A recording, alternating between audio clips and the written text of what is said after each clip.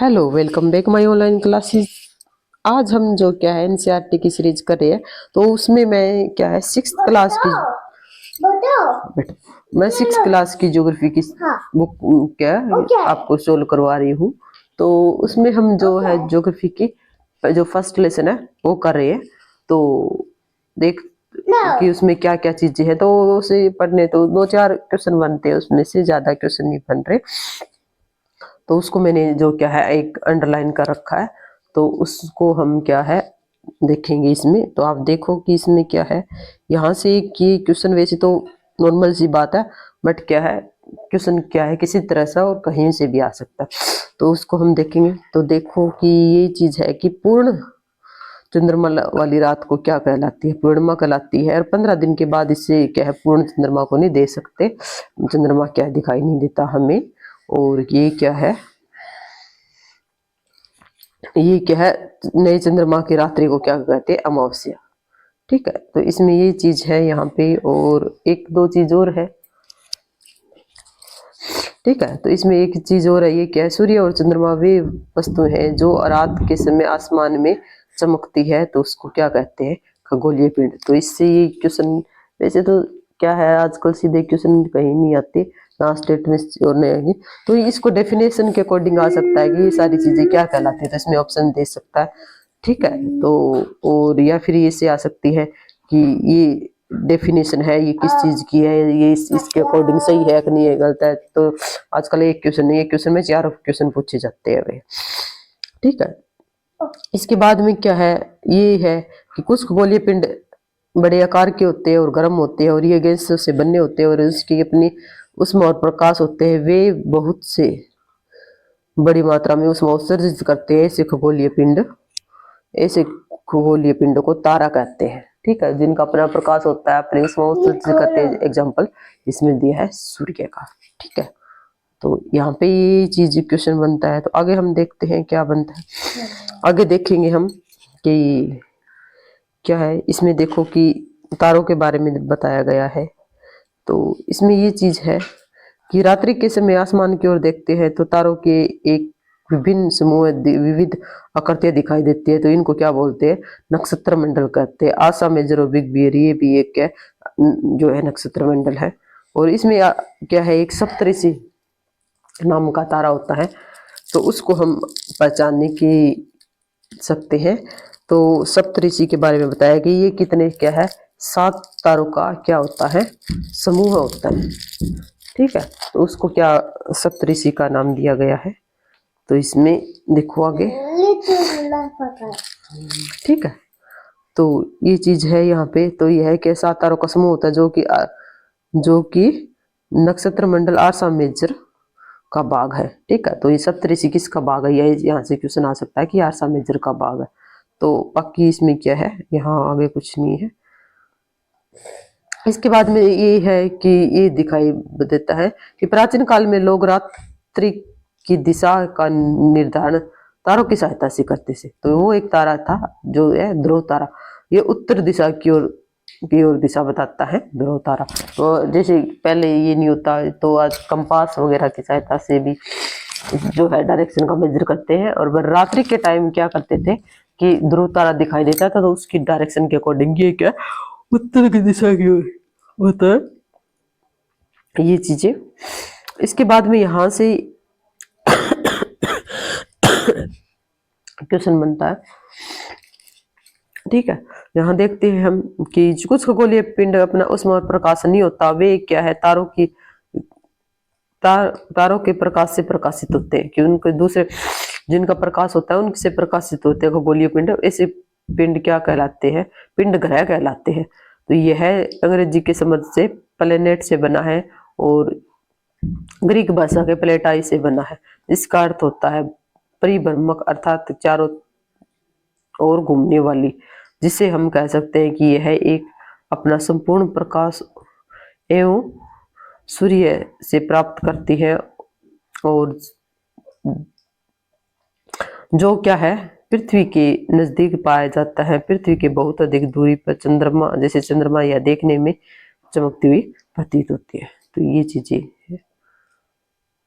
इसके बाद में हम देखते हैं कि एक डायग्राम दिया हुआ है। तो इसमें क्या है ये देखो, ये क्या है हमारा सन, जो सेकंड लेयर में वो बना हमारा बुध। इसके बाद में क्या है थर्ड में वेनिस, इसके बाद में मंगल, इसके बाद में है हमारा बृहस्पति, और इसके बाद में देखो इसके बाद में हमारा शनि, यूरेनस और क्या है नेपच्यून। ठीक है, यूरेनस और नेपच्यून ये हमारे ग्रह है। तो इनको थोड़ी सी सीक्वेंस से ध्यान रखना कि क्या कैसे कैसे सीक्वेंस में है, और इनके बारे में थोड़ा वो दिया गया है ग्रहों के बारे में। तो यहाँ पे हमें दिखाई देता है, तो देखते हैं हम कुछ में कि ये दिखाई दिया है कि बुध के बारे में बताया गया है। बुध सूर्य के चारों ओर परिक्रमा करता है 88 डेज में, और अपने अक्ष पर कितने दिन में घूमता है 59 डेज में। और सूर्य के चारों ओर परिक्रमा करता है 265 दिन में, और अपने अक्ष के चारों तरफ घूमता है 243 दिन में। और सूर्य जो है पृथ्वी है ये क्या है, ये शुक्र के बारे में था, सॉरी ऊपर वाला ध्यान नहीं रहा। और इसके बाद में पृथ्वी के अपने चक्कर में परिक्रमा करता है 365 दिन में, और अपने अक्ष पर घूमता है एक दिन में। तो ये दिन रात वाला हो गया। और सूर्य की संख्या, यहाँ पे चंद्रमा की संख्या कितनी है, एक है। और आगे बढ़ गया मंगल, मंगल के बारे में बताया गया ये कितने अक्ष पर अपने 687 दिन में घूमता है, और अपने अक्ष पे एक दिन में घूमता है। और यहाँ पे चंद्रमा की संख्या कितनी है, 2। इसके बाद में बृहस्पति के बारे में बताया है कि ये सूर्य के चारों ओर परिक्रमा करता है 11 साल 11 महीने और 12 साल, अपने अक्ष पर घूमता है 9 घंटे और 56 मिनट। और चंद्रमा की संख्या यहाँ लगभग 53 है, अभी बहुत ज्यादा चंद्रमा। शनि है सूर्य के चारों ओर 29 साल और सबसे ज्यादा टाइम लगा रहा है अभी, ये देखो 29 साल और 5 महीने में घूमता है, और अपने अक्ष पे लगभग 10 घंटे और 40 मिनट में घूमता है। यहाँ पे 53 चंद्रमा की संख्या, यहाँ पे इक्वल है चंद्रमा की संख्या बृहस्पति और शनि में। तो आगे यूरेनस और विनस के बारे में देखते हैं हम। सूर्य के चारों ओर ये 84 साल में घूमता है। ठीक है, ये भी बहुत ज्यादा टाइम लगा। और ये क्या है, अपने अक्ष पर 17 घंटे और 14 मिनट में। और यहाँ पे चंद्रमा की संख्या 27 है, वहां चंद्रमा की संख्या सबसे ज्यादा थी 53।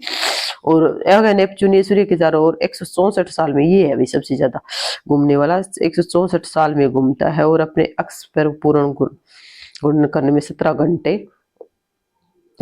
और 7 मिनट का समय लगता है। यहाँ चंद्रमा की संख्या क्या है, 53 है। तो इसका घूमने का रीजन ये हो सकता है कि इसकी दूरी बहुत ज्यादा पड़ती है, और ये घूमते घूमते क्या है, इसका सर्कल बहुत बड़ा हो जाता है, इसलिए ये अपना क्या है ज्यादा टाइम लगाता है। ठीक है, इस डायग्राम को देख लिया। आगे हम देखते हैं, ये देखो भाई,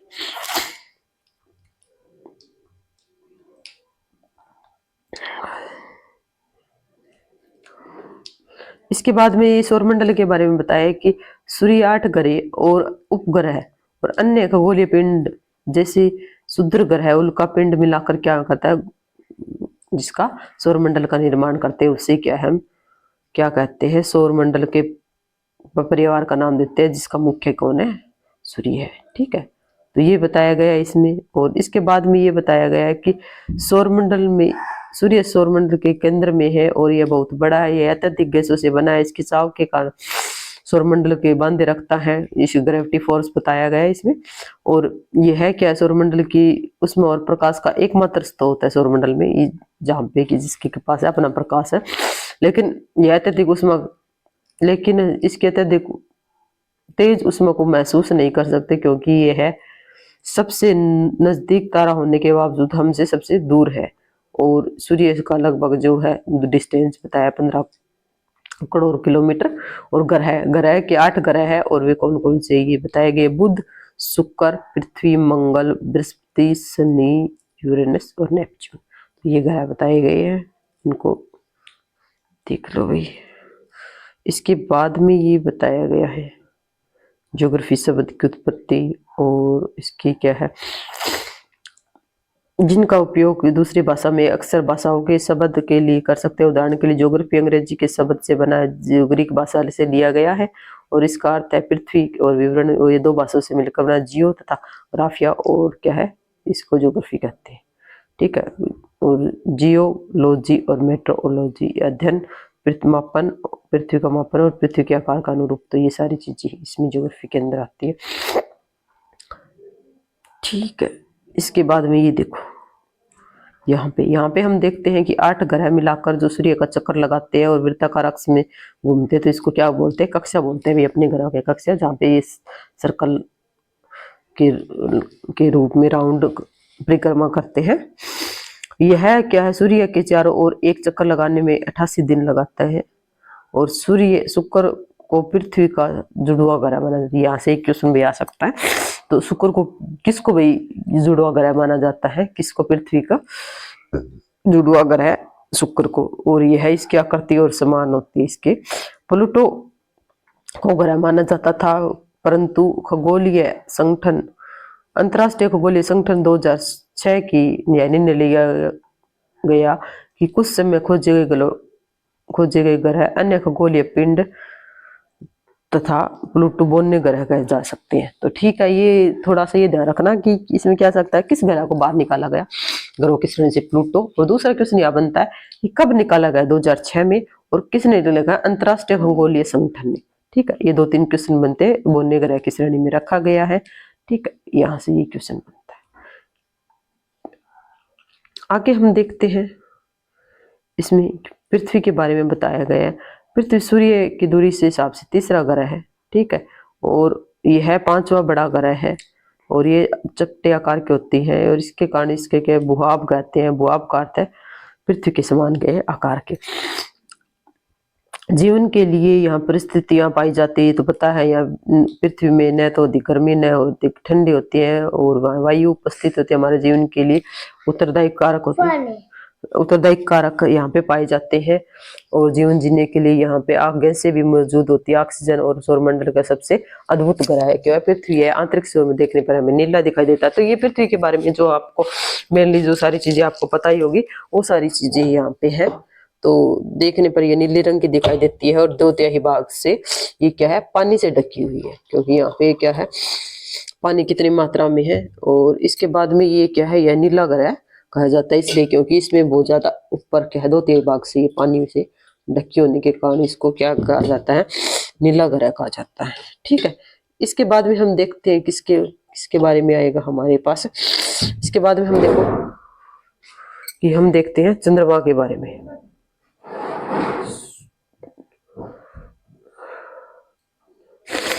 किसके बारे में? चंद्रमा के बारे में। चंद्रमा के बारे में क्या चीजें हैं? चंद्रमा के बारे में क्या है? यह केवल पृथ्वी के पास का एक क्या उपग्रह है।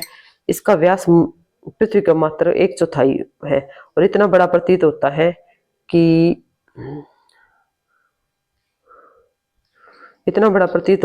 कि क्योंकि ये हमारे खगोलीय पिंडों के अपेक्षा नजदीक है। क्योंकि सूर्य के हिसाब के से भी हमारा भी क्या है, जो हमारा नहीं बेटा नजदीक है। और ये हमारी इसकी दूरी देखो 3,84,400 किलोमीटर है। और पृथ्वी से सूर्य की चंद्रमा की दूरियों की हम तुलना कर सकते हैं कि उसकी कितनी थी और चंद्रमा की कितनी है, और पृथ्वी से और सूर्य की कितनी है। तो इन दूरियों को हम कंपेयर भी कर सकते हैं। ठीक है, इसके बाद में ये दिया गया रॉकेट का परीक्षण, रॉकेट का गिरना और रॉकेट के उपग्रह में कक्षा में प्रवेश करना, कैसे कैसे ये लॉन्च किया जा रहा है अभी ये दिखाई दे रहा है। ठीक है, इसके बाद में हम देखते हैं, यहाँ पे देखो उपग्रह एक खगोलीय पिंड है जो ग्रहों की और उसके चक्कर में चक्कर लगाते हैं, जिस तरह हम सूर्य की ग्रहों में चक्कर लगाते हैं। तो इसके बाद में हम देखते हैं मानव निर्मित उपग्रह। एक कृत्रिम उपग्रह, और यहाँ पर क्या है, वैज्ञानिकों के द्वारा बनाए गए उपग्रह ब्रह्मांड के बारे में जानकारी प्राप्त करने के लिए पृथ्वी के संचार के माध्यम से किया जाता है। रॉकेट के द्वारा अंतरिक्ष में भेजा जाता है और पृथ्वी की कक्षा में स्थापित कर दिया जाता है। तो इसको क्या कहते हैं हम, जो क्या है कृत्रिम उपग्रह बोले जाते हैं, मानव निर्मित उपग्रह कहेंगे। ये अंतरिक्ष में कुछ उपग्रह उससे भारतीय इनसेट और IRS और क्या है एजुसेट। तो ये हमारे है। तो आगे हम देखते हैं, इसमें 1-2 क्वेश्चन और बनते हैं बस, ज्यादा कुछ नहीं है अभी इसमें। चंद्रमा क्या है, पृथ्वी का चक्कर लगाने में 27 दिनों में पूरा करता है, और इतने समय में चक्कर लगा के पूरा के परिणाम स्वरूप हमारे चंद्रमा क्या है, एक ही दिन एक ही भाग दिखाई देता है। और पृथ्वी की परिस्थितियां क्या है, जो है चंद्रमा की परिस्थितियां मानव जीवन के लिए अनुकूल नहीं है, और चंद्रमा इसकी सतह पर पर्वत और मैदान एवं गड्ढे भी है, और यहाँ पे चंद्रमा की सतह पर हम देखते हैं तो छाया बनी रहती है, और पृथ्वी पूर्णिमा के दिन क्या चंद्रमा पर इसकी छाया देखी जा सकती है। पूर्ण चंद्रमा वाली रात्रि को हम क्यों इसको स्पष्ट रूप से देख सकते हैं कि कैसे इसकी छाया है और कैसे इसके गड्ढे हैं। वैसे जो अभी विमान लॉन्च किया उसमें हमने जो फोटो आई थी उसमें देखा गया कैसे कैसे कि चंद्र का ऊपर बहुत बड़े बड़े गड्ढे हैं। इसके बाद में क्षुद्र ग्रह के बारे में आया कि तारों, ग्रहों, उपग्रहों के अतिरिक्त असंख्य छोटे छोटे जो है पिंड सूर्य के चारों ओर चक्कर लगाते हैं, इनको क्या कहते हैं, पिंडों को क्षुद्र ग्रह कहते हैं। ये मंगल, बृहस्पति और की कक्षाओं में भी पाए जाते हैं। वैज्ञानिकों के अनुसार क्षुद्र ग्रह के विभाग होते हैं, और कुछ वर्ष बाद विश्व के बाद टूटकर इन्हीं से अलग हो जाते हैं, ग्रहों से भी। ठीक है, तो ये क्षुद्र ग्रह के बारे में है यहाँ पे।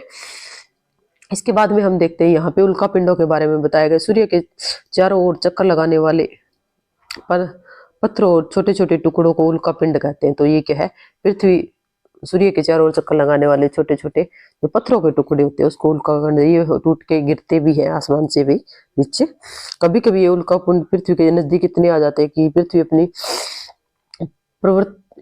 अपनी क्या नजदीक आ जाते हैं, और इसकी प्रवृत्ति पृथ्वी पर गिरने की होती है। तो इस प्रक्रिया के दौरान घर्षण की क्रिया गर्म होकर ये जल जाते हैं, और चमकदार, जैसे कई बार आकाश में एक लाइट सी लंबी दिखाई देती है और रगड़ के कारण ये जल जाते हैं और एक लंबी लाइट सी दिखाई देती है हमें। तो ये क्या है, उल्का पिंड होते हैं। तो ये क्या है, कभी कभी उल्का पिंड पूरी तरह बिना जले पृथ्वी पर गिरते हैं और धरातल पर गड्ढे बन जाते हैं। तो कई बार ये बिना जले गिर जाते तो वहां पे गड्ढे हो जाते हैं। तो ये क्या है, आगे इसमें एक आकाश गंगा के बारे में थोड़ा सा दिया गया कि दूसरी तरफ क्या है, आकाश में सफेद पट्टी एक चमकदार रास्ता हमें दिखाई देता है, और लाखों लाखों तारों का समूह होता है यहाँ पे। और इस पट्टी को क्या है, मिल्की वे या आकाश गंगा बोलते हैं। तो मिल्की वे के नाम से भी आ सकता है, आकाश गंगा के नाम से भी क्या इसमें देख सकते हो आप। ये सौरमंडल का ही भाग है। प्राचीन काल में क्या है, इसकी कल्पना आकाश के प्रकाश की एक बहती हुई नदी से की जाती थी कि ये आकाश में कोई नदी बह रही है। देखो ये थोड़ा पिक्चर में दिखाया गया है यहाँ पे आकाश गंगा। और क्या है, आकाश गंगा करोड़ों तारों और बादलों के गैसों की एक प्रणाली है, और इस प्रकार लाखों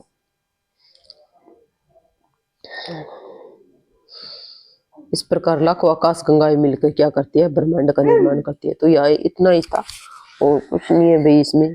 ये हमारी क्या है, फर्स्ट लेसन था इसका, ये हमारा कंप्लीट होता है। तो इसके बारे में ये दो क्वेश्चन दिए गए हुए।